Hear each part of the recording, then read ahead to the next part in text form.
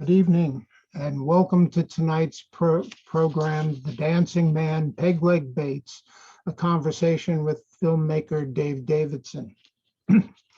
Before we begin, I would like to acknowledge the members of the local historical community who work alongside me to produce these Zoom conferences, a product of our response to the COVID pandemic.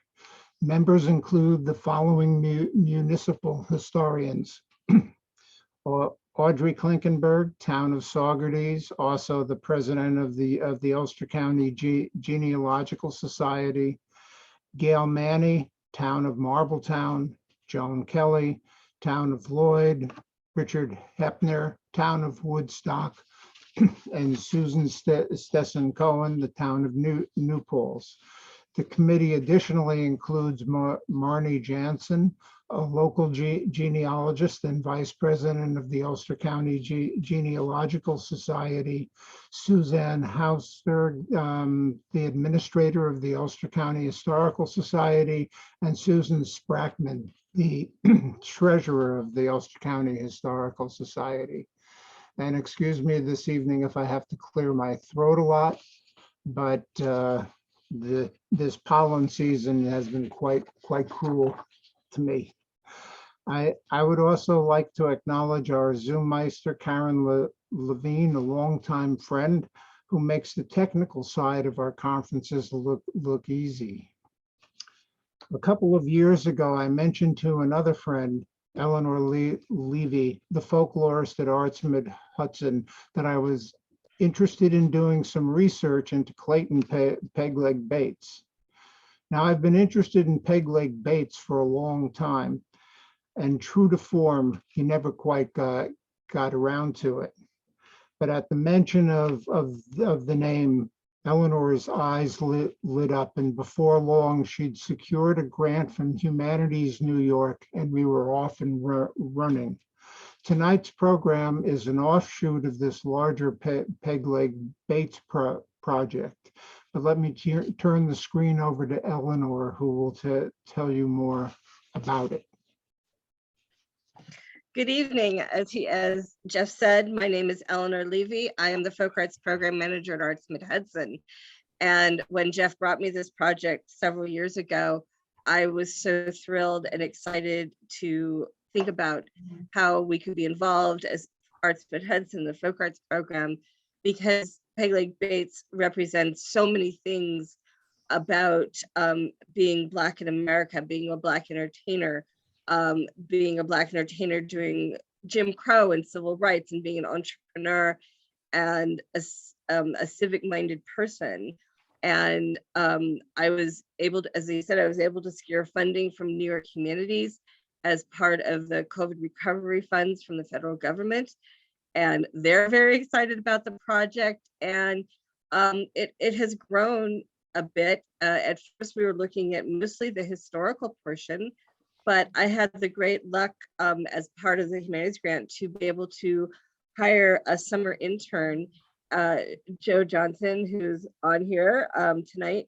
He is an ethnomusicology graduate student at Indiana University Bloomington, and he's brought the musical side to this because we really didn't understand what an impact Peg Leg Bates had on percussive foot movement and tap dance. So we're very excited to be adding in that portion as well.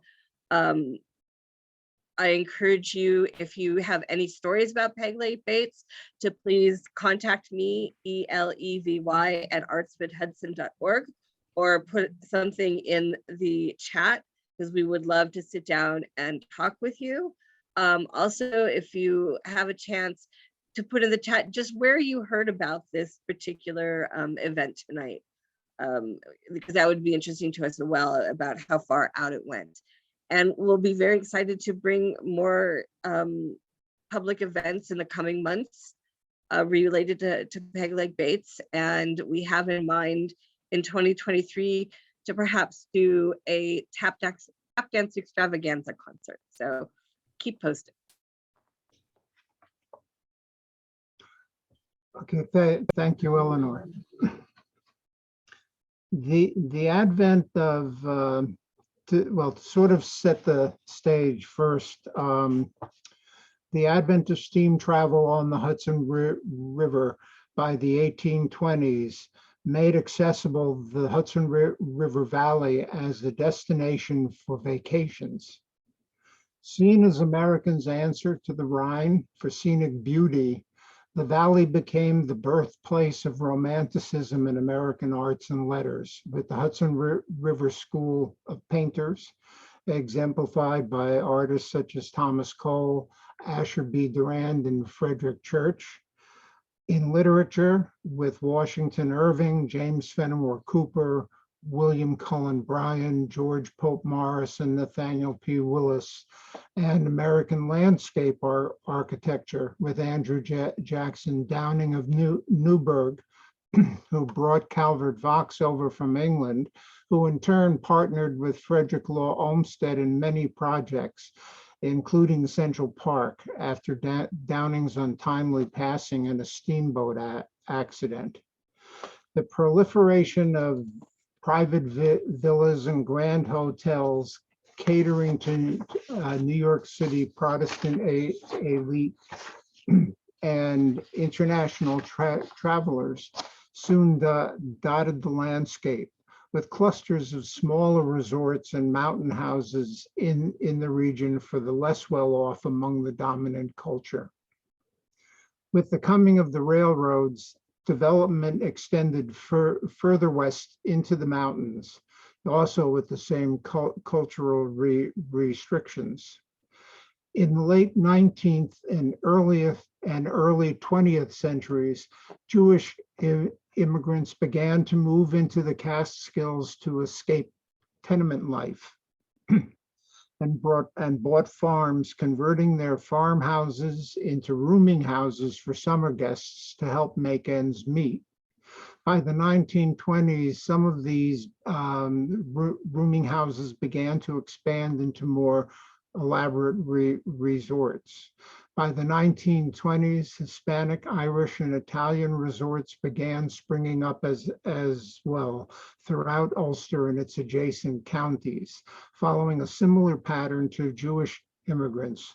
Farms became rooming houses to bungalow colonies and finally to resorts. And I see Ish Martinez is one of the guests, and Ish will be talking about Las Villas of Plattekill in Ulster County on June 22nd. So look for that announcement. So this evening's program will be co-moderated by Rennie Scott Childress, Assistant Professor of History at SUNY New Paltz. Good evening, Rennie. And thanks for agreeing to be a part of this program. Tonight's distinguished guest is Davidson. First, congratulations, Dave, on your recent awards. The Harlem Spotlight Award and at the Harlem International Film Festival for the best film highlighting Harlem's history and culture for the film Cinema and Sanctuary, Hans Richter and America's first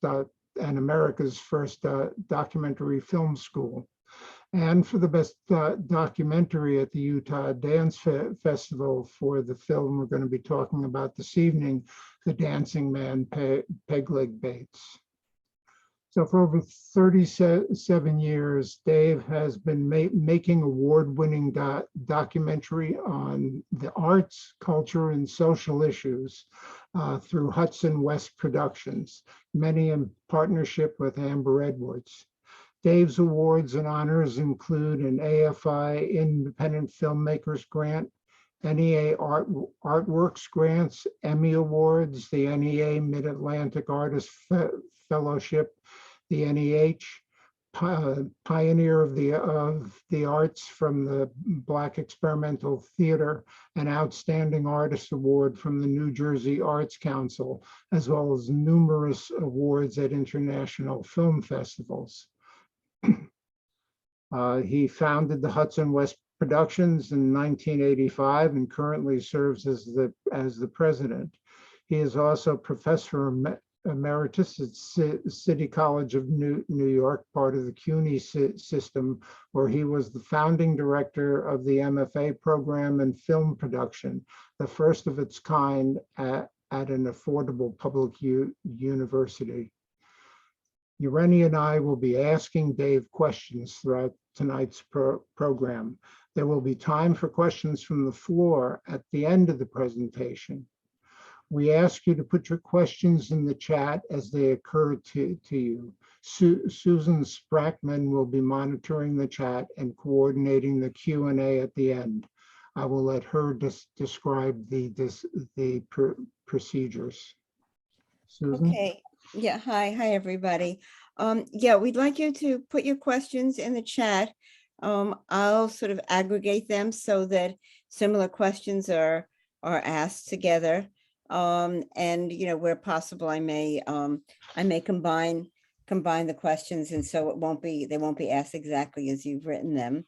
And we'll try to get through as many questions as we can. So. Okay, thanks, Susan. Okay, so we will now begin this evening's program, and I would like to ask Dave what first attracted him to Clayton Pegleg Bates. Well, first of all, thanks for the introduction, Jeff. It's great to be here. Nice to see everybody. And it's going to be a fun evening. I think we need to roll back to 1985. I had just finished my first long-form documentary with Hudson West Productions called Cissy Houston's Sweet Inspiration. And I was on the circuit with that. It was on PBS nationally as a Black History Month special. And I met my current filmmaking partner and Hudson West partner, Amber Edwards, at a screening because she was working for New Jersey Network and made a small piece about gospel singing in Newark, New Jersey. And of course, Cissy Houston's Sweet Inspiration is about the person who later became known as Whitney's mother. But when we did our film, Whitney was just a 14-year-old kid who had a great set of pipes singing in the choir at New Hope Baptist Church. But anyway, Amber and I found that we had very similar interests and decided to go in search of a project. And Amber had previously worked at a TV station whose viewing area included the Catskills. I don't remember the name of the town or the call letters, but I do remember the slogan, which was, "If it's news to us," which I thought was pretty interesting for a TV station. Anyway, she had done a short piece on this guy named Pegleg Bates, who was a tap dancer with one leg and an entrepreneur in the Catskill Mountains, and was just an international television star as well. And I said, when do we start? It was just a no-brainer. It had all the elements of a great story.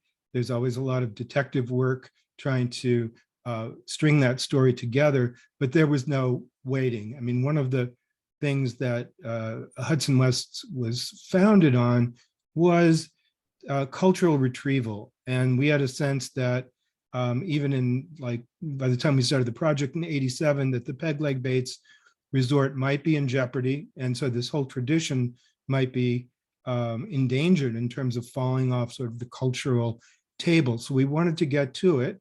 And we went up and started doing oral history interviews with Pegleg Bates.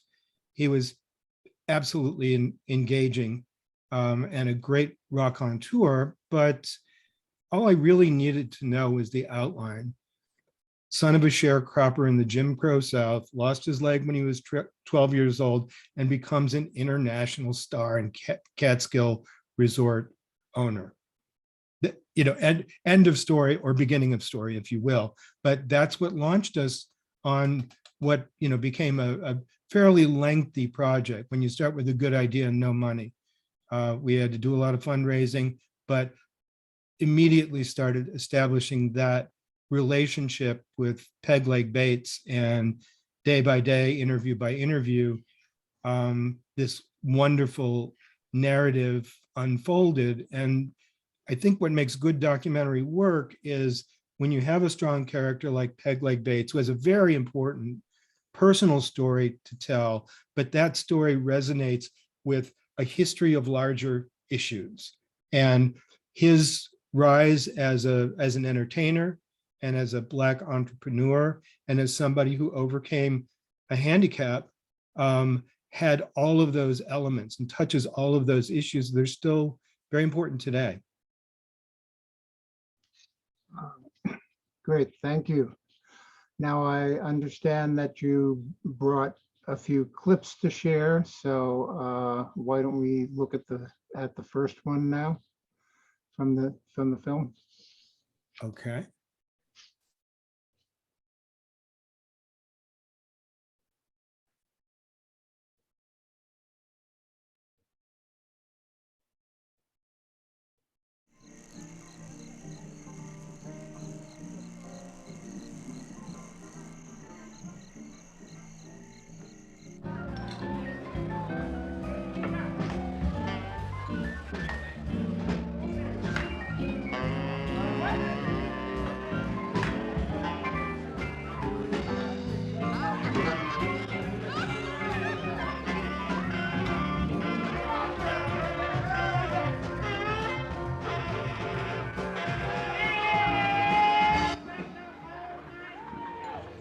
In life, you don't let anything stop you.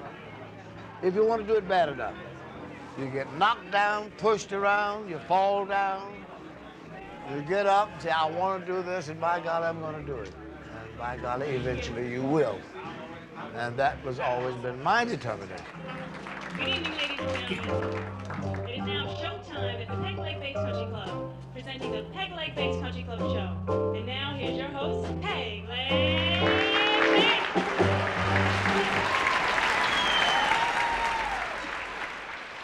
Do you folks mind if I introduce myself to you? I am the fastest dancing man in town. Just give me a half a chance and I'll prove that this is true when I swing this peg leg all around. Folks, my name is Clayton. Peg Leg Bates to you. I am always syncopating and doing something new. When I start to sing it, music fills the air. But when I start to swing it, you'll think that I am Fred Astaire.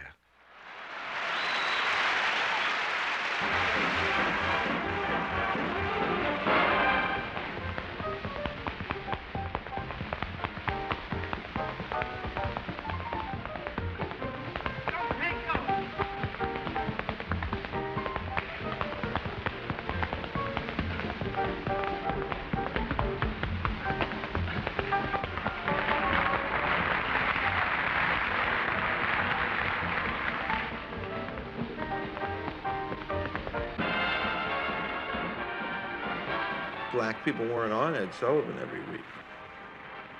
In those days, it was tough for black people to feel good about themselves in those kinds of ways, to be able to see ourselves on TV like that, to be able to know that Peg Leg Bates was coming on the Ed Sullivan Show tomorrow night was a big thing, and there was no missing it. As a young black person, two things that were really important at that time. Peg Leg Bates was going to be on Ed Sullivan, and Joe Louis was going to fight. There were a lot of dancers crippled in some respect, but Peg was outstanding because he was a fine, fine rhythm dancer. Most of them, Big Time Crip and Jesse James and others, they did great dancing, but it was more rhythmic, it was more legomania than real rhythm tap dancing. And Peg was a great rhythm tap dancer, no question about it. And his exit alone would have stopped the show. He was reaching for things and trying things and accomplishing things and pushing himself so that he would be a real tap dancer. And he would be respected on the same level as somebody like Bunny Briggs or Teddy Hale. And he was. Peg Leg Bates, You know, Peg Leg Bates was a tap dancer on level with all those people. At every show he did, he stopped. Bang! Just like stopped every show. Amazing, you know. To stop every show you ever in, you know. Let me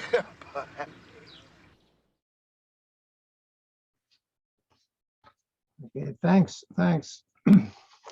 So that clip actually is the first part of the film. And I was curious, it opens with Peg Leg Bates speaking to a young man about not letting anything in life stop him, and includes a section where Mr. Bates describes himself with poetic flair. Why did you choose to begin the film with these two segments?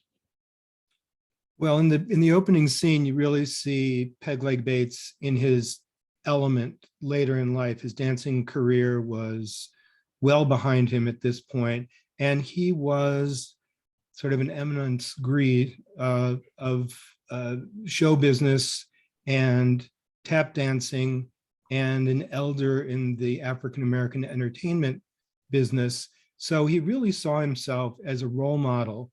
And so talking to these young Black gentlemen, he's really imparting his philosophy of life.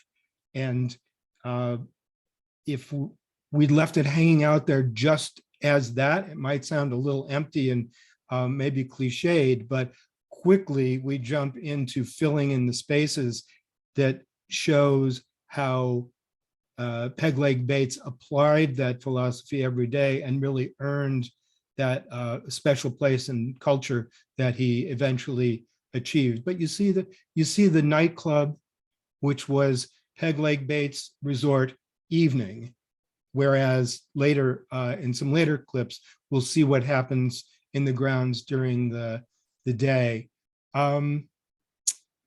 So to the poetry, I guess there should have been a little bit of a spoiler alert, but actually the lines that he recites there are actually from that song. If people tuned in early enough to see the slide, it was a song that was his signature piece, which also told about his life and achievements and prowess as not a novelty act, but a dancer on par with everyone.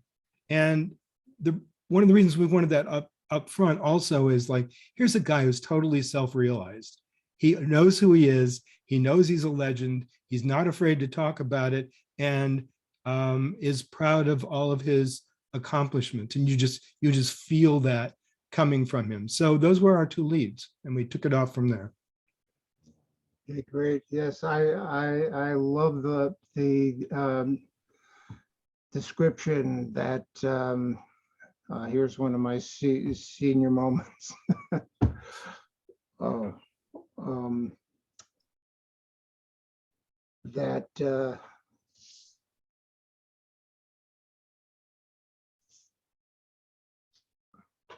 why am I blocking on his name? The one who describes his accomplishments, what he did as part of that clip. I don't know. Gregory Hines, Gregory Hines, yes. He was the first. Yeah, he's the first commentator. Yeah. I mean, it was important when we were making this film. We didn't exactly know. We knew of his prowess in the African-American community, and people who were old enough to have watched the Ed Sullivan Show, where when the show finished its run, he held the record for number of appearances. He appeared on the Ed Sullivan Show 26 times. So to elevate him and show what his impact as a star, when Gregory Hines says there was just no missing him. You had to watch him on your TV. And when Ruth Brown compares him to Joe Louis, two things: Peg Leg Bates was going to be on Ed Sullivan, and Joe Louis was going to fight. Period. Full stop.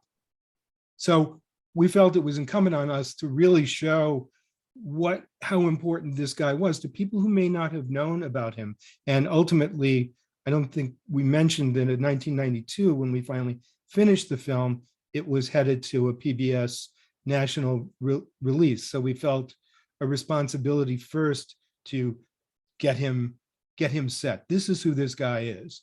And I think the dance clip speaks for itself, but those little commentaries help round it out. Yeah. Okay, Okay, thanks. this is, oops. I think that Rennie, Yeah. you had a couple of questions to add too. Yes, just real quick. Dave, I'm wondering, we've mentioned now Ed Sullivan several times, and his show was really immensely important. I'm wondering if you just could say a word about how important that show was in American culture in general. Yeah, it really feels like a time long ago on a planet far away, that there was a time when television really had 3 major networks, at times 4, but that American culture was tuned in that evening of the week to watch a variety show, which was hosted by Ed Sullivan, who was a kind of a Broadway producer and put together a lot of acts. But this was the variety show that showed America what was going on. A lot of it was going on in New York, and he just brought people in from Broadway theaters. They did their thing, but it was a showcase for so many talented people, but particularly a lot of African Americans, including Peg Leg Bates, got their break on the Sullivan Show. But in this diverse kind of watered down media environment that we have now, we don't have those central cultural moments that we had. So there's really nothing to compare with the impact that the Ed Sullivan Show had on American viewers, and directly from that, the impact that Peg Leg Bates had. And then I'm wondering too, you have 2 key people as talking heads there, Gregory Hines and Ruth Brown. And for folks in the audience who may not be familiar with them, I'm just wondering if you could let us know why it was so important in the 1990s for you to have them speaking about Peg Leg Bates's legacy. Well, Honey Coles was one of the most respected, sophisticated tap dancers. I mean, he was a name that was known, even though he too was an elder statesman by that time. Ruth Brown was an incredible R&B singer, and at the time we were in production, there was a Broadway show called Black and Blue that she was starring in. So even though her career stretched back to the 1940s, she was very, current. People knew of her in the moment, and her career continued at that time. So those were 2 really important talking heads as well. Great, thanks. So I believe we're going to move on to clip 2. Is there anything you want to say to set that up for us? I think here we're gonna move into, as the first segment sort of showed, evening nightlife, which was a huge draw for Peg Leg Bates, especially up in the Catskills. People wanted a little glitz. They wanted lots of sophisticated urban entertainment, and he delivered that. But during the day, it was in the mold of a lot of other resorts, in that these were urban people who were getting out of the city. And so you'll see the daytime situation there, and we'll get into a little history of the resort and its importance for Black culture.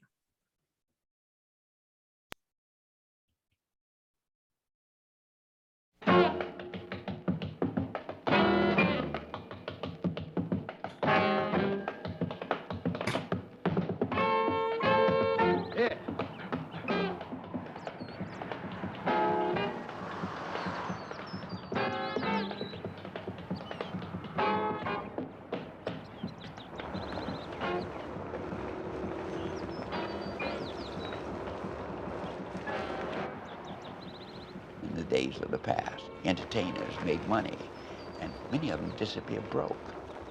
And then they were on soup lines, or they died in old folks' homes, but not Peg Leg Bates. Peg Leg Bates was a man who, while performing, decided, I am going to be independent. And so he bought and built a resort. Peg Leg Bates, a most unusual man.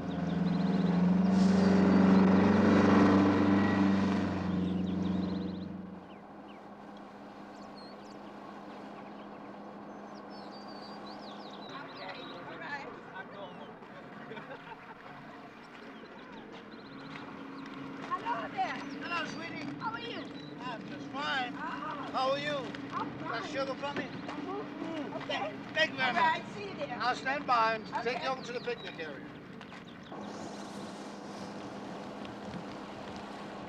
One day I was playing Girl Singers. Oh, this was in 1950, I guess. And I had my brother-in-law with me, and I said to him, hey, Bubba, look out there in the swimming pool, tennis court. How many black people do you see out there? He said, I don't see no black people out there, Peg. You know black people can't come here. I said, that's just the point. Wouldn't it be nice, Bubba, if black people also had a nice place to come to, just like this, just like any other race of people? Bubba said, yes, it would be nice, Peg, but it's far-fetched. It'll never happen. Welcome back to the Peg Leg Bates Resort. Told me last year you was coming back. And I sure do thank you for keeping your promise. And while I have got your attention, in the back of me is the sports area. You'll find volleyball, ping pong, 2 basketball courts. You'll find barbecue pits where you can cook out. You can also look. The cool pool is right over there. The main thing is enjoy yourself, have a good time, and just say to yourself, I've been up to Peg Leg Bates, and by golly, I had myself a ball. So until I'll see you later, enjoy yourself, and God bless you. Thank you very much.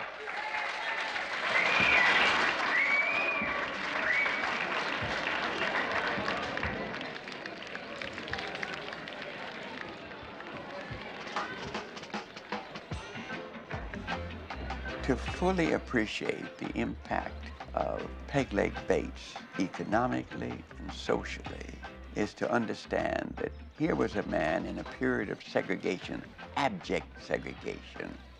Blacks had to travel separately, traveled in the back of buses and on the front of trains where the smoke came in. Blacks had no rights that anybody was obliged to respect. And there were no resorts. There were approximately 10 in the entire United States. Normally, we'd go to town like Omaha or some town that didn't have a black hotel. You would stay up with a family. You'd make this frenzied dash when the train pulled into the station. Everybody would dash in different directions trying to get to this rooming house and get a room. We used to have a green book. That was a book that had all of the addresses of restaurants that would serve black people, or would let you eat a sandwich inside and not hand it to you through the back door. We had addresses of all the colored inns. One might say that Peg Leg Bates had an oasis. And it might be best described as an oasis to which blacks could go.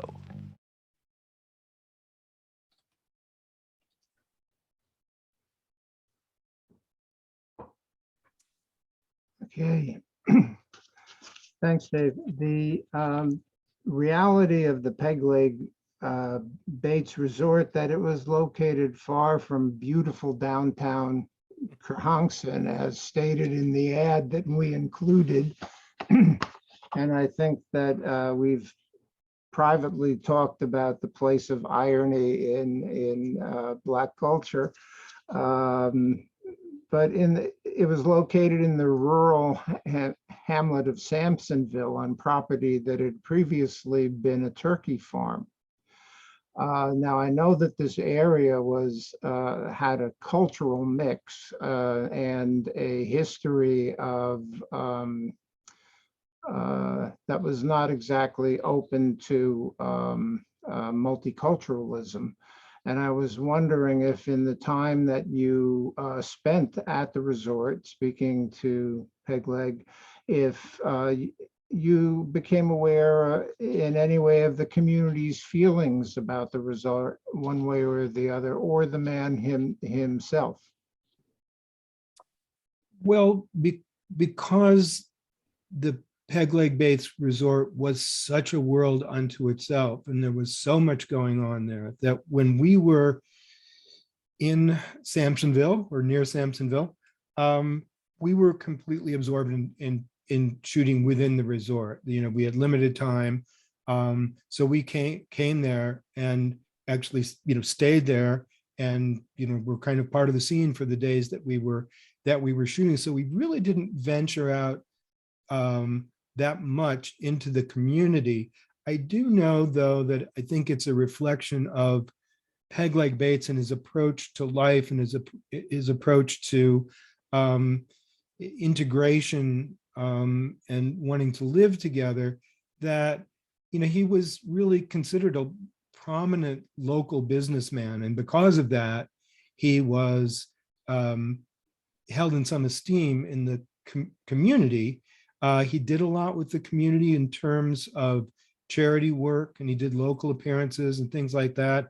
I believe that it was the Lions Club or the Rotary Club did lunches at his resort. So certainly these were mixed groups, and he would take guests into Sampsonville, to the Sampsonville United Church. I think he was the president of the board there. So this was a man who took the approach of, I'm gonna win these people over. I'm gonna show them that that this place is terrific, that I'm somebody you can work with. And I think it worked for him. And, you know, he was by nature a very savvy politician and had to be throughout his entire life to be able to negotiate against the odds that he needed to negotiate to get where he got. So I think whatever, if anything happened in Sampsonville, I think he was able to deal with it. Thanks. I know too that I saw him perform at the Ronda Valley High School auditorium, where I believe I saw him once, but I think several times he performed there to raise money for summer programs for kids. Mm-hmm. So, and that was, you know, there were some blacks in the district, but it was a predominantly white rural school district, and Mm-hmm. it's well received there too. So Mm-hmm. thanks. I think that Rennie, you have some questions too. Yeah, so Dave, Percy Sutton uses the metaphor of an oasis to refer to the resort. And I'm wondering if you could help us understand a little bit why that was such an important concept in the context that you just laid out for us.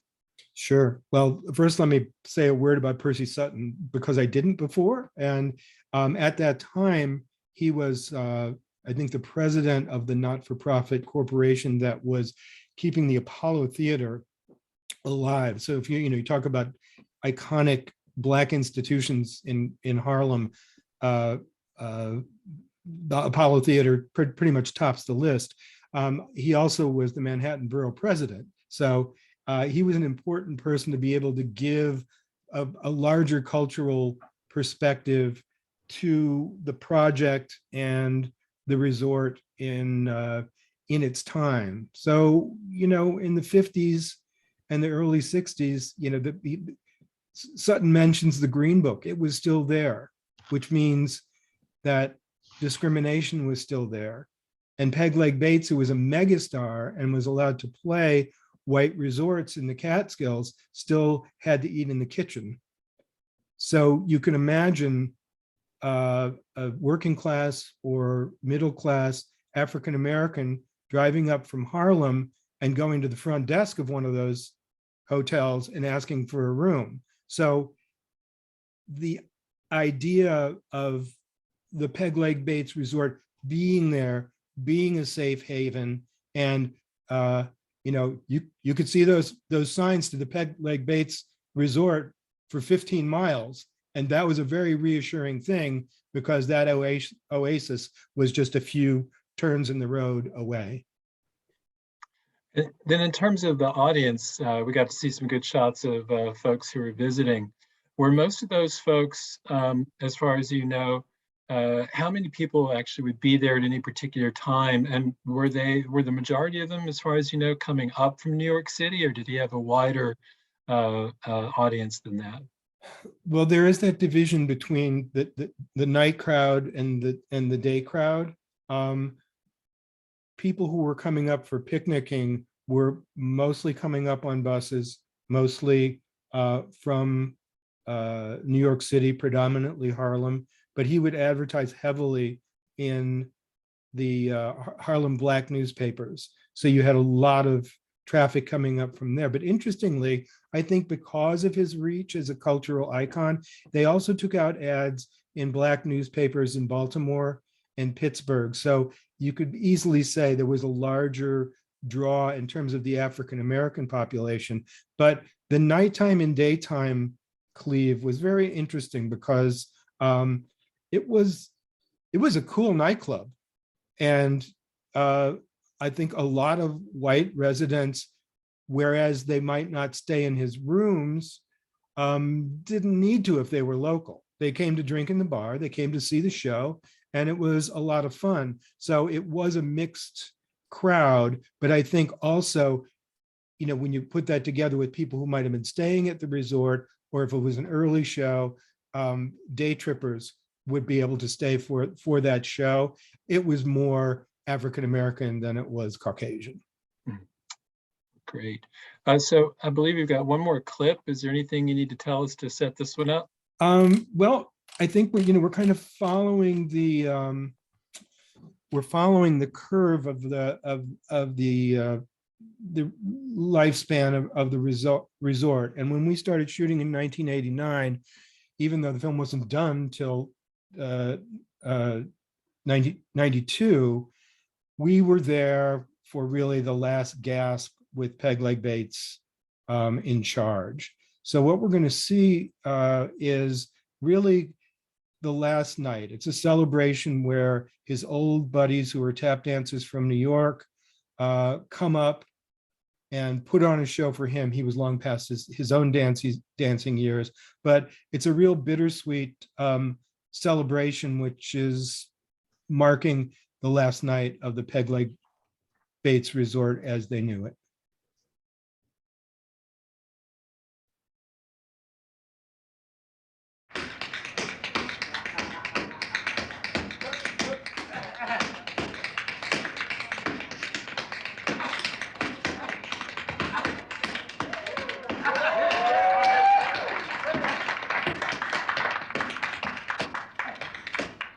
Great thing about integration is obvious. But the sad aspect of those things has been the passing of a resort like the Peg Leg Bates Resort, a place where Black people knew that they could go and it was theirs. Once integration came, we began to go to different resorts and experience that, and that was good, but it was a sad passing for some place that was so special and unique and there for us as the Peg Leg Bates Resort. So easy, we can know now.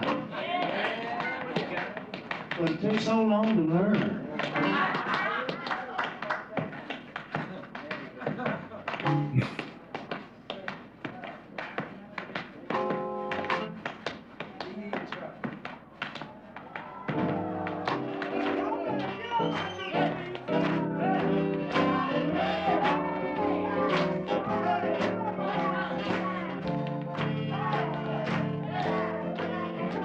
Walked the grounds too many days and too many nights. Shook too many hands, smiled at too many people. It's like a ghost that's in a building. No matter who takes it over, They should be glad to be able to say, this was Peg Leg Bates's place.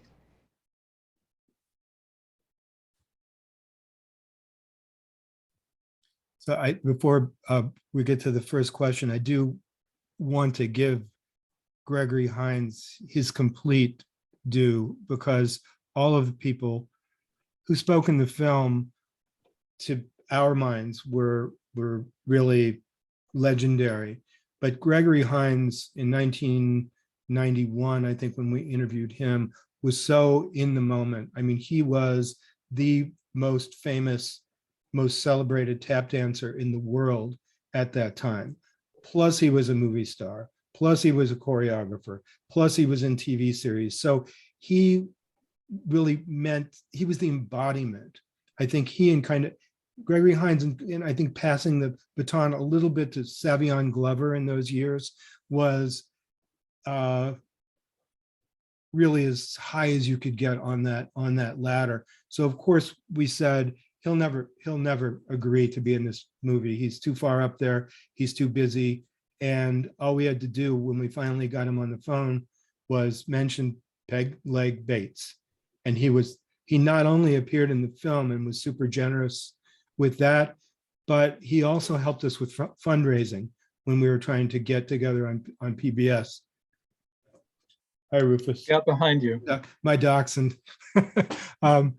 So I just wanted to say that, but I'm sure you have a question. Yeah. So Gregory Hines mentioned something about sort of the larger significance of the passing of the resort. Mm-hmm. And so I'm wondering if there's a real irony there that the passing of the resort was a sign of social and economic progress. He talked about it in terms of loss, but I'm wondering if there's some element of positivity that we might draw out of that. But there is an element of positivity, because he said, we could go to other resorts and that was good. So I think he even sets up the fact that there's an irony, there's gain and there's loss in this situation. And the demise of the Peg Leg Bates Resort was very much part of the tide of the Catskills in general. There was no question that the Catskill scene was waning. We're talking about through the 70s, maybe into the 80s, that suburbanization, the rise of the middle class, including the Black middle class, where people they had their own backyards. They weren't living in tenement buildings in Harlem. Some of those backyards had pools. Air travel was cheap. You had affordable national hotel chains. So people were out and about. And of course, with African-American people, integration gave them more choices. All of these other things that I just mentioned kind of applied to everybody. They just had more choices. And the Catskill resorts seemed kind of quaint and maybe, not as exciting as some of these other opportunities. Go to the Catskills or fly to Europe, you figure it out, right? So, African Americans were, going other places. You could fly to Bermuda. You could do all this kind of stuff. But in terms of the institutions themselves, in terms of the resorts, the Black resorts got hit the hardest because they were the most stretched. Integration, as I just said, gave Black people more choices, but the Black resorts were really mom and pop enterprises, and they couldn't compete with the bigger white-owned hotels that, they had year-round facilities, a lot of them, and the Black resorts really could only afford to stay open seasonally and do summer traffic, I guess, Memorial Day to Labor Day. And since they were family operations, which the Peg Leg Bates Resort certainly was, kids didn't want to take them over. As the parents aged, there was that going on.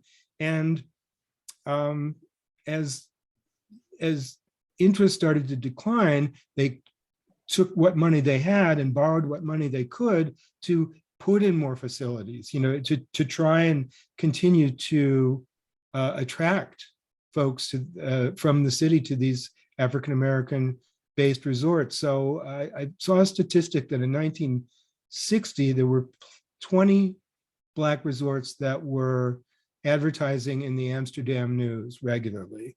And by 1970, that was cut in half. There were only 10. But the three major Black resorts, one of which was the Peg Leg Bates Resort. There was the King's Lodge in Otisville and Paradise Farm in Cuttaville. They were bigger, they were more powerful, they had more stuff, and they actually hung on, and Peg Leg Bates hung on the longest. Why? Because they had Peg Leg Bates. He was the draw, and he remained the draw. And it could be that as we moved into the 70s, that group of people who knew and loved and admired him, seeing him on Ed Sullivan or seeing him dance anywhere, they were starting to fade.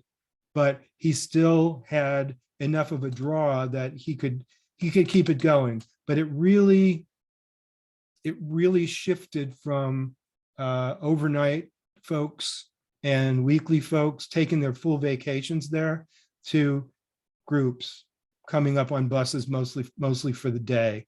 So he hung on the longest, but Paradise Farm, I think, was sold in 84. And as you know, we were shooting there in 89, he was in the process at that point of leasing, I think, with option to buy to an immigrant couple from Jamaica, Lloyd and Doreen Simmons. And I think within a year of that, they actually took full ownership of the place. And just as an interesting footnote, because their spin was to reach out to the next sort of up and coming immigrant group, was people from the Caribbean. So they gave the cuisine a Caribbean flair, the entertainment was slanted towards Caribbean stuff. And so in a way that hurt the old clientele who were more connected to the Peg Leg Bates scene. So that, there was a little bit of competition in focus there. But so by 1990, the Simmons had it outright, or at least the mortgage was in their name. But the Peg Leg Bates era itself was over by that time. I remember when we were looking for a house up here in 2005, we stayed at Williams Lake for a night or two over here by the Binnewaters, and it felt then like walking into history. And I think it closed down like the year after that. So Catskills definitely were on a demise. Jeff? Yeah, I think all of my questions have been answered. To just a reflection is the importance of really in a larger culture where you have to look over your shoulder all of the time, to have a place like the Peg Leg Bates Resort, or even the Catskill hotels for the Jewish people, or the Villa Zaplatkill for the Hispanics, that it was special. It was a place where you could let your hair down and just be yourself for a few days, and that was, I think, that the civil rights gains of the 60s were, had that double-edged thing, not only for the Black culture, but for Jews who now could stay in any hotel, for the Latinos who could stay in any hotel, for all of the cultures, the Irish in Durham, that it was that kind of moment. I don't know if you have any comments about that, or.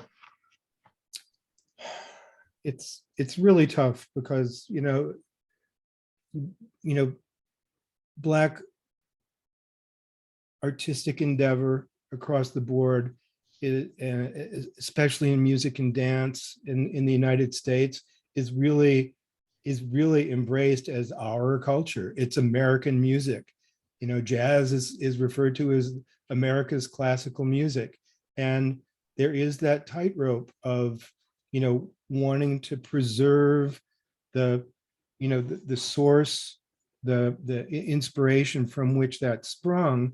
But a lot of where that inspiration sprung from was out of, pain and deprivation. So, as economics and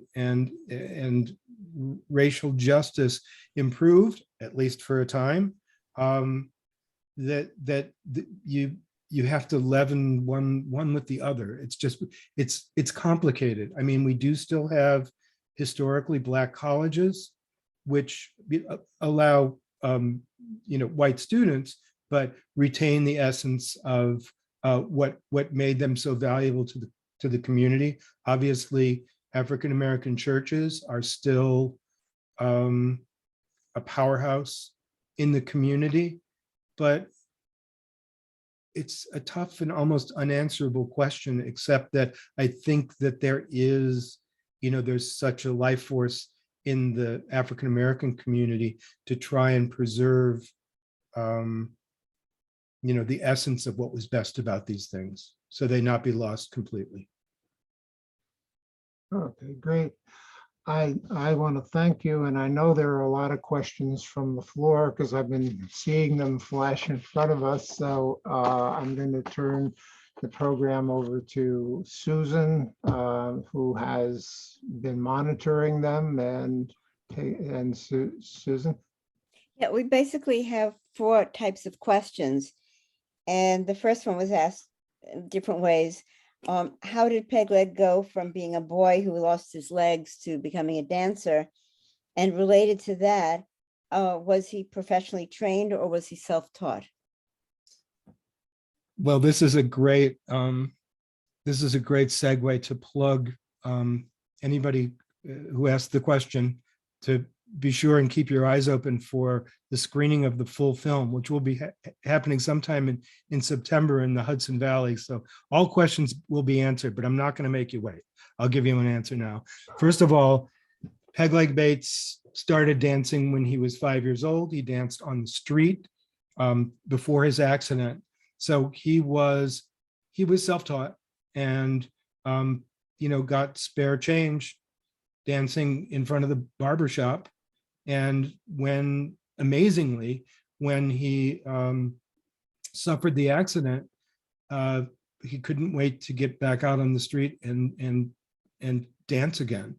And so there is the first instance of the grit and fortitude of Peg Leg Bates, that he, completely adapted to his new circumstance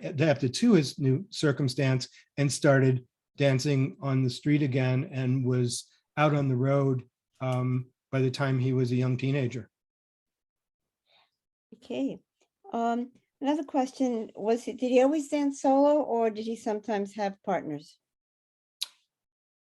He always danced solo as far as I know, but in a lot of these reviews where he headlined, he would have, a chorus around him. You'll see in the full film. Unfortunately, we didn't have a clip of that. There's a line of chorus girls behind him. There are musicians, so he's not on stage alone. The only time I've seen him dance with another person was his final appearance on the Ed Sullivan Show, which I think might have been 1966. So he was born in 07, so figure out how old he was. He danced with another dancer by the name of Little Buck, and they do this tremendous acrobatic duet, which looks like it's completely improvised, but it's jaw-droppingly fun to watch. But I think that was just a one-off. That was something they did for the Sullivan Show, but it was never Peg Leg Bates and in terms of an act. Okay, the next 2 questions relate to the resort. And did he use his showbiz connections to lure other talent up to the resort? Definitely. I think he had his house band, and I think he worked with local folks. I think Renee Bailey was a singer at the club, and she lived in the area. But oh yeah, he would pull folks up. Now, I saw one snapshot of Louis Armstrong at the resort. No horn was in sight. He was just sitting in a folding chair by the pool. But how could Louis Armstrong not be at the Peg Leg Bates Resort? How could he be there and not play that evening? But in a lot of ways, Black showbiz folks did it to get away. But I think there was probably the irresistible urge to just jump on stage, especially if some of your friends from the city were there. I think it was just a natural thing. So he did lure people up. And I don't think that, that last evening that we shot with all the tap dancers coming up, I don't think that was that unusual. Okay, so after the resort closed, can you talk a little bit about what happened to the property? Sad to say, I don't have a full timeline. I do know I went up and visited the Simmonses one time, and it was alive. That's all I can say. I went during the day. I didn't see any guests. I honestly don't know. There may be some people out there watching who were involved, either in the entertainment. But I think Doreen passed away in Jamaica. I'm not really sure, but I don't know when they let it go. But I think that the people who purchased it recently, I think, are converting it into a horse farm. But I don't know. There's a large gap there that I'm really unfamiliar with. So I don't know if it was vacant. But honestly, I bet there's some people in the who are viewing tonight who might actually have more cogent answers than I do. So if you have an answer, please send it in. And the last question is whether the film, and I'm assuming this means the original films, are getting cleaned up and restored after all these years. The films of him dancing? Yeah, I guess, Henry, is that what you were referring to?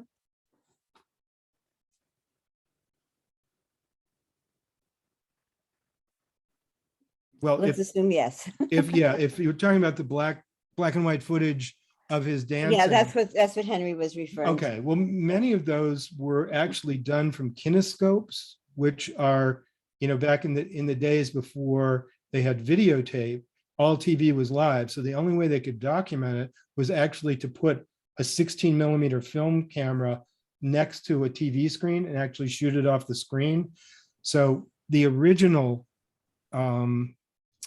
quality of these clips is pretty questionable. But in terms of scratches and dust and all that kind of stuff, there are grants to be gotten for restoring all kinds of things. I don't know of an initiative specifically to restore tap dance films or Peg Leg Bates clips in particular, but it should be done. And I just wanted to call people's attention in the chat. Mrs. Martin put in a link to a HTTPS abandonedhudsonvalley.com singing the Borscht Belt Blues. Sounds like an interesting thing to watch. And those were the questions. Well, I would, I know Ellen is probably going to tag this with other events around the whole Peg Leg Bates initiative, but I'm definitely on board for what will be a screening of the full film, because what's lacking in these clips is, I think, that the immense impact of hearing this man articulate his own personal story, especially through the Jim Crow years and what he had to go through to do to achieve the things that he achieved. It's in the film. It's great to hear it from the origin. So I would encourage people to stay in touch with the project, and I look forward to seeing you at the screening. Okay, somebody wanted to know if they could ask a question directly. Karen and Stephen. Can you unmute or Yeah, hello. Hi. Hello, great presentation. But this is little Henry here, by the way, 2 months old, who enjoyed it also. Even if right. he doesn't Shout out to Henry. Thank you. Great, love, can't wait to see the whole thing. I happen to be a local filmmaker and historian, documentaries, and I'm just so glad that you were able to get this when you did, when he was still around, and Hi, Henry. all the people you got in there were just so great that you captured that. I just wanted to mention two things, if you could corroborate. Well, three things. Is one, that the people that I've spoken to that remember him, one, that he was obviously such a sweetheart, which comes across in the footage, and then just two pieces of philosophy that I remember, because I also have a big concentration in Black American history for many decades, so it's one of my specialties, and I'm just thrilled again that you did this. Is that one, when he lost his leg, that he actually said later that it was the best thing that happened to him because it had set him apart and really made him not just another dancer, one aspect of his philosophy. And then also, is it true that when he once said that, I hope one day that there won't be a need for a resort like mine, which has a focus only on the African-American community, even though as we said, there's a mixed, bittersweet of all the Black businesses that closed, once integration was fully set. I have a feeling when he was talking about someday not having to be a resort like his, I think he might have been talking about his resort, that his resort would morph into this place that was, completely integrated situation where there weren't the kind of divisions that sadly, there were and still are in some areas. But at risk of spoiler alert, I'll go ahead and tell you to his notion that he was glad he lost the leg because it made him unique. He was touring with I think it might have been Blackbirds was the review, but he was touring in Europe, and he invited his mother to come up from South Carolina and meet him in New York at the docks when he got off. And he was going to surprise her because he got an artificial leg. And he walked down the gangplank and walked right by her, and she did not recognize him. And he said, that's it. That was the last time he ever wore an artificial leg, because the peg itself was his identity. Look forward to seeing you at the screening.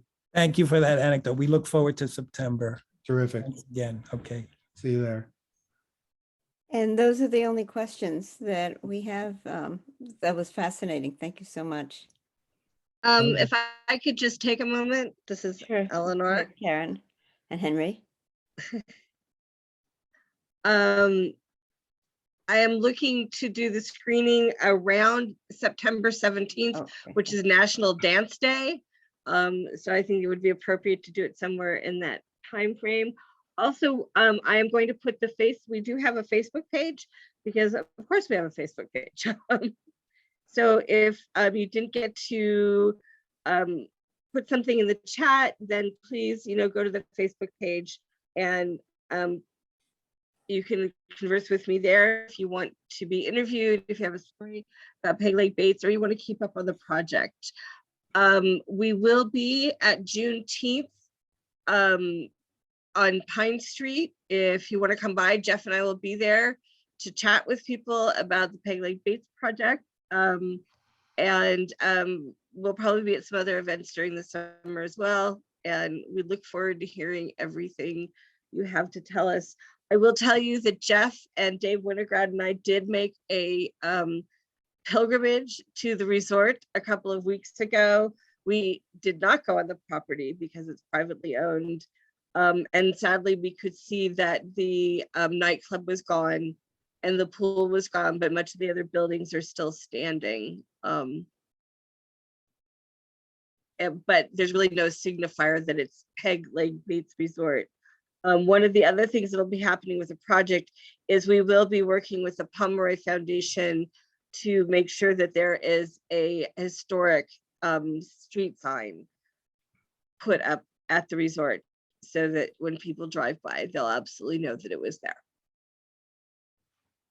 So before we go, I just want to say one more thing, and that is how grateful and humbled we are that after 30 years, that the film and Peg Leg Bates and his story still resonate with audiences. That's why we make them, to know that there's still interest in this kind of history, this amazing artist and iconic figure, is just so gratifying that I'm really happy to be associated with this project. So thank you, guys.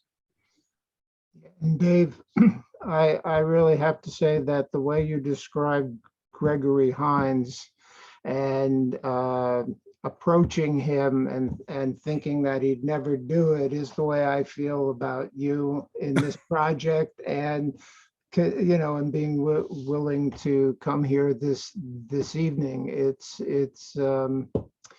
I'm very thankful for that, and I look forward to continuing to work with you on this project, and to the full screening. And I also want to just remind people, but while they're still on, that on the 22nd of June, we will have Ish Martinez talking about Las Villas of Plattekill in Ulster County. And I look forward to what the rest of the Peg Leg Bates project has to bring to the community. So thanks again. Thank you all. Okay. Take care. And Thank you. thanks, Rennie.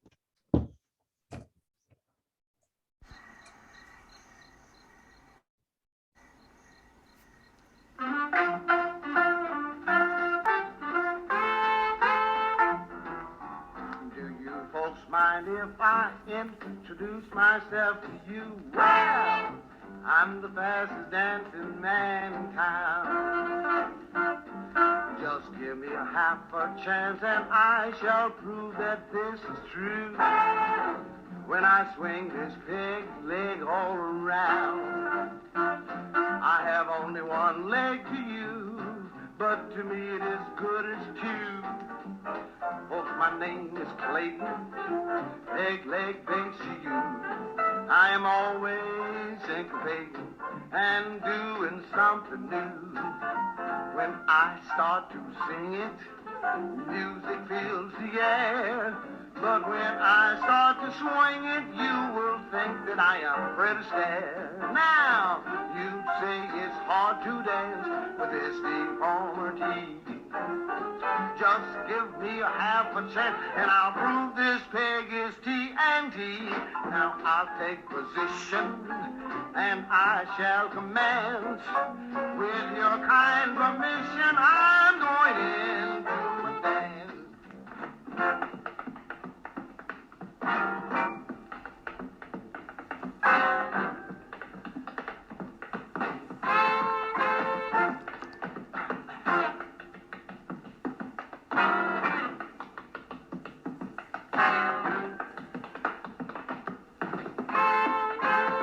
Yeah.